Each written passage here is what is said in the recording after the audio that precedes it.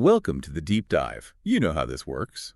We take the material you send us, and, well, we dive deep to find the interesting bits. Exactly.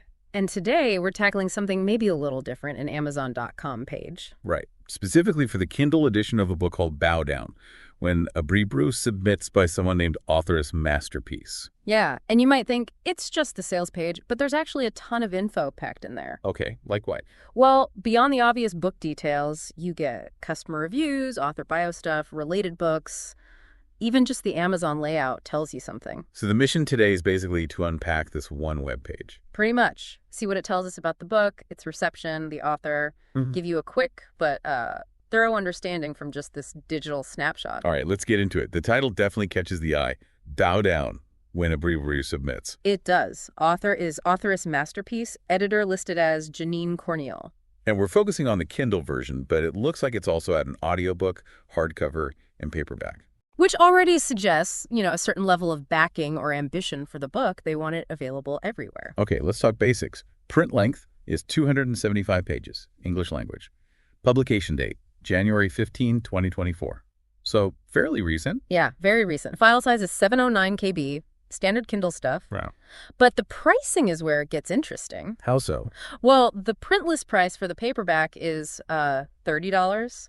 The hardcover is even more, $45. Wow, okay. But the Kindle, it's either $0 if you have Kindle Unlimited or just $2.99 to buy outright. That's a massive difference. Right. 90% off the paperback price. Exactly. It really shows you the economics of digital versus print, doesn't it? And how they push ebooks. Definitely. And there's an audiobook option, too. Yep, with audible narration. It says you can add it for $7.49, even though the regular price listed is much higher. So more promotional pricing there. It's all about getting you into their ecosystem, isn't it? Pretty much. Yeah. And Amazon makes it clear, when you buy the Kindle version, you're getting a content license, subject to their terms. Right. That whole digital ownership thing. It's not quite the same as having the physical book on your shelf. Not at all. Different set of rules. Okay, Yeah. So what's the story about? All right, the synopsis gives us two main characters. First, Markela, nicknamed Bossi. She's described as a full-figured woman, runs rehab clinics, Okay. but she's kind of closed off to love because of past trauma. Classic setup. And the other character? That's Symere, or Dinero. He's a financial advisor, maybe a CEO type. Also does debt collection on the side. Oh, interesting combination. Yeah, and like Markela, he avoids romantic intimacy. So, two guarded people. How do they meet? The description says she literally came crashing into him. Sounds like a meet cute, maybe? Could be. And it suggests this chance meeting really shakes things up for both of them, challenges how they see relationships and desire. Yeah, the description mentions themes like authentic and unexpected love. So maybe something real grows out of it. But it also explicitly talks about exploring darker desires related to dominance and submission. Ah, okay. Which ties right back to that title, Bow Down. Exactly. It promises twists and turns, comfort, and no boundaries. It's pretty direct about the D's elements. It even asks if Symere will make the reader question their own desires about, submission. So it's not shying away from the erotic and power dynamic aspects at all. No, definitely seems upfront about the content. It's interesting how it pairs that with the authentic love idea, though. It is, and judging by the reviews, which we'll get to, that combination seems to work for a lot of readers. Maybe the authenticity comes from facing those desires together. Could be. Let's talk about the author. Authoress Masterpiece. Right. The page tells us she's a full-time author based in Lancaster, California. And she got into urban fiction way back in junior high, reading Coldest Winter Ever by Sister Souljah. Oh, wow, yeah. That's a huge book in the genre, a real touchstone. So you can see the influence there. She started with poetry, apparently. Yeah, and her first novel, If Not Me Then Who, came out in 2020. So she's been publishing books for a few years now. What stood out to me was her focus. She says she writes about realistic topics. Mental illness, depression, adult blossoming. That does add some depth, doesn't it? You might not expect that just from the title and the D's theme. And she's very specific about writing about full-figured, plus-sized women and promoting women's empowerment. Right. Those seem like core commitments for her. And likely connects strongly with her readers. She also seems pretty engaged online. There's a Facebook group mentioned, Masterpiece Readers. Yeah, and she lists her Facebook and Instagram handles too, Authoress Masterpiece and Authoress Masterpiece. That direct interaction. Yeah. It's so common now, building that community. Absolutely. And the page notes, she has multiple bestsellers on Amazon charts, so she's clearly found her audience. Okay, so that sets the stage. We know the book's premise, the author's background. What are actual readers saying? Well, the overall rating is really strong, 4.6 out of 5 stars. And how many ratings is that based on? 1,657 global ratings. That's a decent number. Not massive, but substantial. Yeah, definitely enough to get a good sense. 4.6 is high. It is, and the breakdown is even more impressive. 71% gave it 5 stars. 71%, wow. And another 19% gave it 4 stars.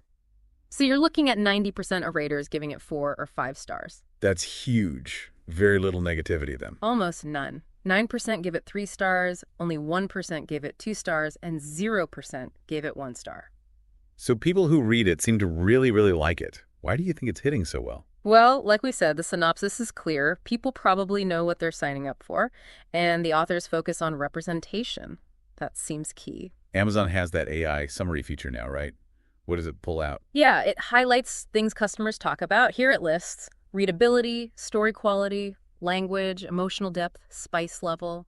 Okay, spice level makes sense. Character development, and Content. so it hits the expected erotica notes, but also story and character and emotion. Exactly. It aligns well with what the author seems to be aiming for, the depth alongside the steaminess. Let's hear some actual quotes. What are people saying? Okay, here's one. Loved this entire book from front to back. The intimate scenes are top tier and so passionate. I could read this book again. That's enthusiastic. Yep. Top tier. Definitely. Here's another. This was enjoyable and downright nasty. They add, this is my first ever erotica, and it was enjoyable. So it worked even for a newcomer to the genre. Seems like it. They also mention, also the plot twist was twisting. I recommend to beginners in erotica and seasoned vets, this was a fun time. The plot twist was twisting. Yeah. I like that. So it has narrative surprises too. Apparently so. And this next one touches on that depth we mentioned. Okay. Health and therapeutic levels of care and how she sheds light on people with mental health issues, especially in the African American and brown communities. Wow, that's powerful feedback. Connecting the fiction to real-world issues and awareness. It really is. Shows the book is doing more than just ticking the genre boxes for some readers. It's resonating on a deeper level. It can't be universal praise, surely. Yeah. Any criticisms? There are a few, yeah. It's important to see those too. One reviewer felt the writing got a bit lazy near the end, specifically about one conversation. And another just didn't connect, thought it was maybe 50 pages too long, and didn't click with the characters. Right, which happens. Not every book works for every reader. Exactly. It provides balance. Yeah. But overall, the reception is overwhelmingly positive. Okay, what about the related books? The customers who bought this also bought section. Right, that gives us context. We see titles like Quasime II, King Inferno, another one called The Filth Kings, which is also by Authoress Masterpiece. Ah, okay. So her other work shows up. Yeah, several times. Vision, a BBW romance, Curvy Obsessions, Love Me Naked, a Blue romance, all hers. Lots of BBW romance there. You mentioned that acronym earlier, BBW. Yeah, it stands for Big Beautiful Women. In romance, it specifically means the heroine is plus-sized, and that's often, a positive focus of the story. Gotcha. So this book fits firmly in that subgenre, and the author writes a lot in it. Definitely. The related books confirm that. You also see things like Intrigued by Danger, The Billionaire's Secret Heart, Bad Boys, and Billionaires. So general romance and erotica themes, often with alpha male types, are popular with this readership too. It's like looking at the shared bookshelf of these readers. Gives you a feel for the neighborhood. Exactly right. Urban romance, erotica, strong focus on BBW themes, and clearly loyalty to this author. And finally, just to acknowledge it, the page has all the standard Amazon stuff, right? Search bar, account links, cart. Yep. All the usual navigation, categories like Kindle Store, ebooks, then drilling down into Black and African American, then women's fiction and erotica. Which is how people actually find these books in that massive digital store. That categorization is key. It really is. Discoverability depends on it. Okay, so let's wrap this deep dive up. What have we learned from this one Amazon page? We'll bow down. When a Blue Submits is clearly a successful Kindle erotica novel. It's got very strong positive reviews. Yeah, readers seem to love the story, the characters, the emotional side, and of course the steamy stuff. Right. And the authoress masterpiece, she's built a real connection with her readers. Focuses on themes like empowerment, realistic issues, especially for plus-sized women. And she's clearly doing well, multiple bestsellers in this niche. It's a great example of finding your audience online. It really is. Which leads to maybe a final thought for our listeners to chew on. Go on. Think about how much power these online reviews have now. They can shape an author's whole career, guide reader choices. Yeah, that direct feedback loop. Exactly. And what does it say about reader expectations in a genre like this when people comment so specifically on spice level or emotional depth? It tells you what they're actively looking for. That's a great point. It's a very direct conversation between readers and, implicitly, the author. So if any of what we discussed, the themes, the positive buzz, the specific focus sounds interesting, well, maybe Bow Down is worth checking out.